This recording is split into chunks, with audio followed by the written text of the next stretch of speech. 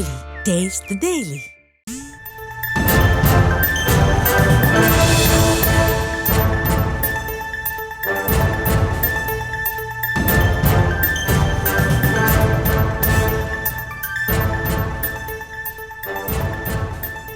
சிறப்பு புலனாய்வு குழுவில் இருந்த சைபர் கிரைம் டிஎஸ்பி விலகல் என்ற அண்மை தகவலை பார்த்து கொண்டிருக்கிறோம். சிறப்பு புலனாய்வு குழுவில் உள்ள 3 பெண் ஐபிஎஸ் அதிகாரிகள் பணியை சரியாக செய்ய விடாமல் கடுமையாக நடந்து கொண்டதன் காரணமாக விலகியதாக தெரிவித்திருக்கக்கூடிய அண்மை தகவலை பார்த்து கொண்டிருக்கிறோம். விவரங்களை எம்முடைய செய்தியாளர் முரளி வழங்க நாம் கேட்கலாம்.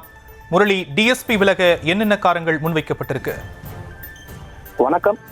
அண்ணா பல்கலைக்கழக மாணவி விவகாரத்தில் சிறப்பு புலனாய்வு குழுவானது நீதிமன்றம் தீர்மானித்திருக்கிறது. இந்த சிறப்பு புலனாய்வு குழுவில் 3 துணை ஆணையர்கள் கலந்து கொண்டு அந்த பணியை செய்து வருகிறார்கள். இந்த துணை ஆணையர்கள் ஆவடி துணை ஆணையர் மற்றும் சென்னை அண்ணா நகர் துணை ஆணையர், அதே போன்று சேலம் துணை ஆணையர் ஆகிய 3 பேர் தலைமையில் தான் இந்த சிறப்பு குழுவானது அமைக்கப்பட்டிருக்கிறது.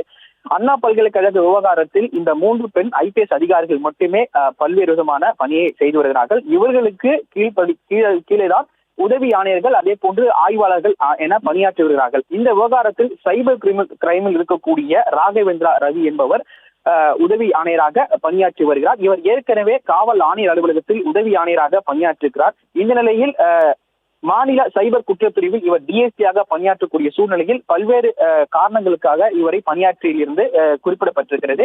இந்த நிலையில் இந்த 3 துணையாளர்களும் வெவ்வேறு விதமான பணிகளை இவர் மீது சுமத்துவதாகவும், அது மட்டுமில்லாமல் ஒரு துணை ஆணையர் செய்யக்கூடிய பணியை இவர் செய்யும் பொழுது மற்ற துணை ஆணையர் இவர்களுக்கு ஏன் இந்த பணியை செய்தீர்கள் என கேள்வி எழுப்புவது மட்டுமில்லாமல் இவருக்கு அதிகப்படியான அழுத்தம் கொடுத்ததாகவும் கூறப்படுகிறது.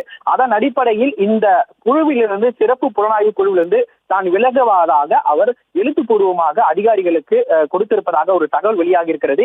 அது மட்டுமில்லாமல் இந்த குழுவிலிருந்து விலக்கவில்லை என்றால் பணியிலிருந்தே நான் விலகிக் கொள்ள இருப்பதாகவும் காவல்துறையில் ஒரு கடிதம் கொடுத்திருப்பதாக ஒரு தகவல் வெளியாகி இருக்கிறது. இந்த நிலையில் ராகவேந்திரா ரவியை பொறுத்தவரை ஏற்கனவே காவல் ஆணையர் அலுவலகத்தில் உதவி ஆணையராக பணியாற்றுகிறார். பல்வேறு விதமான வழக்குகளை அவர் முடித்து வைத்திருக்கிறார். அதன் காரணமாக தான் சிறப்பு புலனாய்வு குழுவில் இவரை டிஎஸ்பியாக பணியில் அமைத்திருக்கிறார்கள். அதன் அடிப்படையில் ஒவ்வொரு துணையாளரும் கொடுக்கக்கூடிய இந்த தகவலை அவரால் சரியாக செய்ய முடியவில்லை எனவும், அதே போன்று ஒரு துணையாணையர் செய்யக்கூடிய வேலையை மற்றொரு கொடுக்கும் பொழுது அந்த அடிப்படையில் பல்வேறு விதமான கேள்விகள் அவர் மீது எழுவதாக, அதன் அடிப்படையில் விலகி இருப்பதாக ஒரு தகவல் வெளியாகி இருக்கிறது. சார்,